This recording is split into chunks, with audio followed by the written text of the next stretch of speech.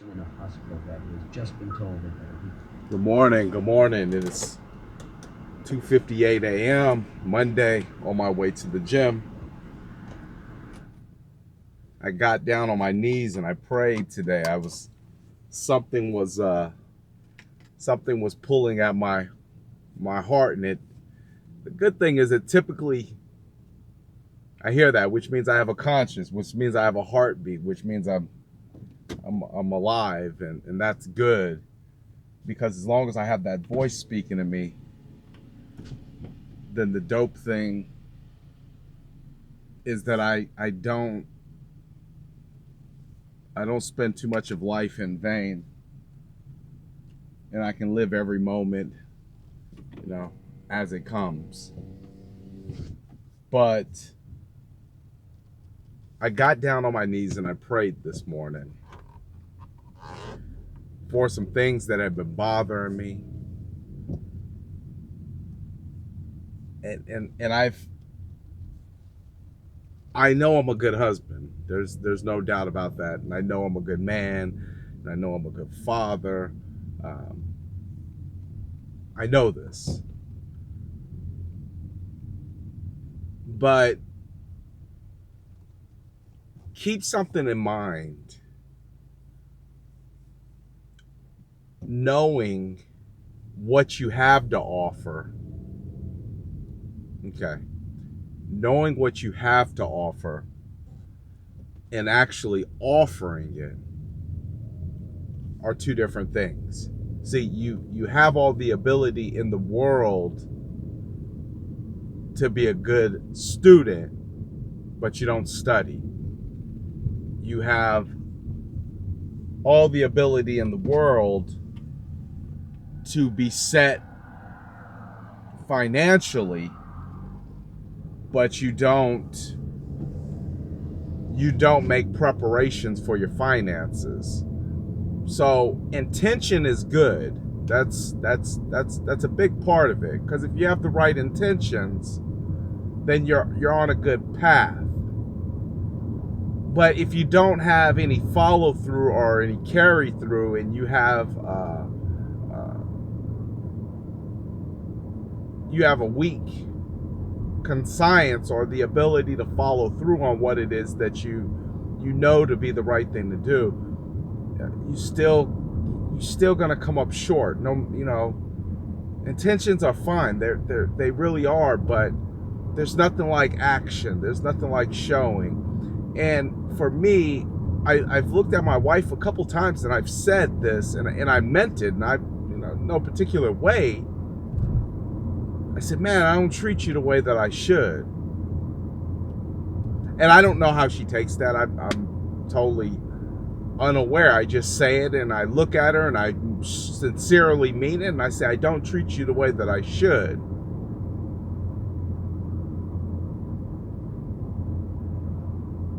So I got down and I prayed this morning. I prayed about I prayed about that aspect of my life. I prayed about my kids being great. I prayed about my finances. I prayed about a lot of different things, but I was moved to make that physical gesture to talk to my Father who is in heaven.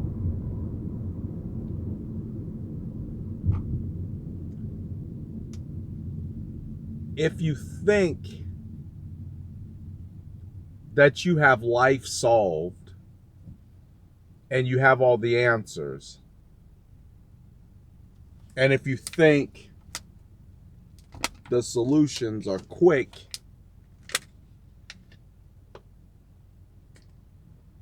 I'd actually have you reconsider the fact if you know as much as you think you do. Because I don't believe that there's any fast solutions. I believe there's the right thing to do, and then that comes with other forks in the road that you have to come to.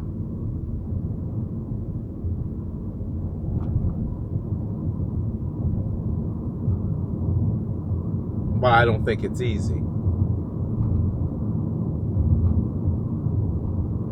And I don't think there's an end point besides death.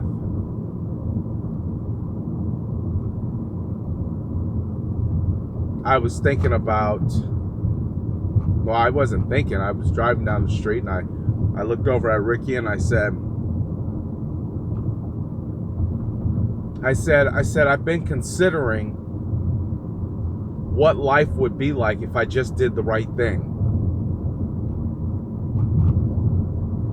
And she said, yeah. She said, yeah, I know. Which was odd because I usually come off the head with something like that. I get this strange look from her. But I said, yeah, I've really been contemplating what life would be like if I did the right thing. I said if I did the right thing financially, if I did the right thing spiritually, if I did the right thing morally, if I did the right thing as a husband, if I did the right thing as a father, if I did the right thing. I didn't say be perfect. I said if I did the right thing. If I took 10% out for savings, if I took 10% out for tithes, if I took 20% out for the IRS. That is sad. The IRS get 20%. How God only got asked for 10, but the government think they should get? That's another story. But right? If I paid the bills early, wouldn't I bypass the scarcity mindset if I did the right thing? Because if you're taking money out for these things and you put it to the side, then you're never going to have a shortage. There's never going to be a lack. There's never going to be a gap.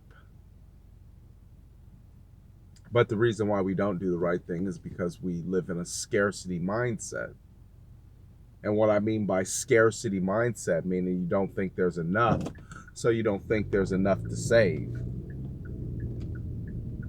Go look at your bank statement and look at how many frivolous things you've ran your card for, and you'll find that you had more than 10% to put away.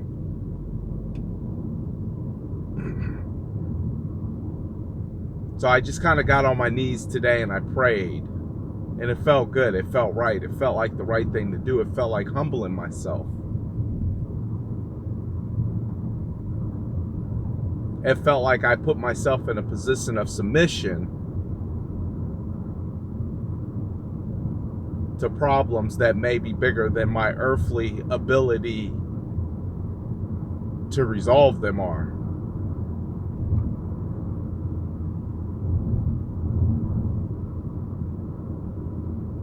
I take this route to the gym every single day. Every morning since I've been going to this gym, I take the same route. And I see the same exact things. Sometimes I'll go to the bank in the morning. Sometimes I'll stop and get some gas in the morning. But every day I'll take the same route, go through the parking garage, go downstairs, turn left, find my spot, pull into it, and that's that. If you're treating your family and you're treating the things that you care about in the same fashion that you treat going to your job or going to the gym, which by no means is life, it's just a part of your action, your being.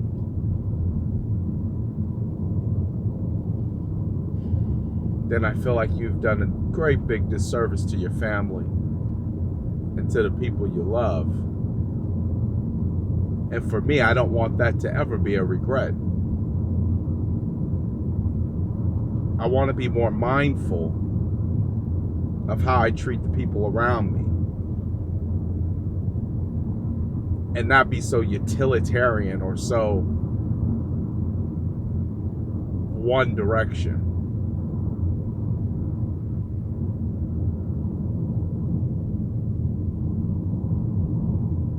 But you have an option. Every single day. You have a choice. Every single day. The one thing you don't have a lot of is time. I looked at Ricky yesterday and I said, we're going to be together 50 more years. I seen a sigh of relief on her face. I seen a sigh of relief on her face. And that gave me hope that I can fix it. Or I can fix me.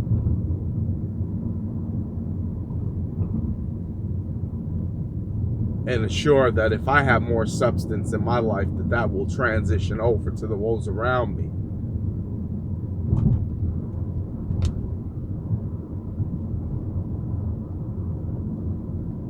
So yeah, I got down and I prayed today.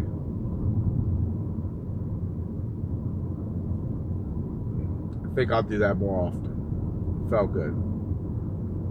It felt right. If you can't solve the problem on your own, you can always take it to God in prayer. It's like I told Malachi Saturday, the battle is not yours. The devil just tries to make you feel like it is.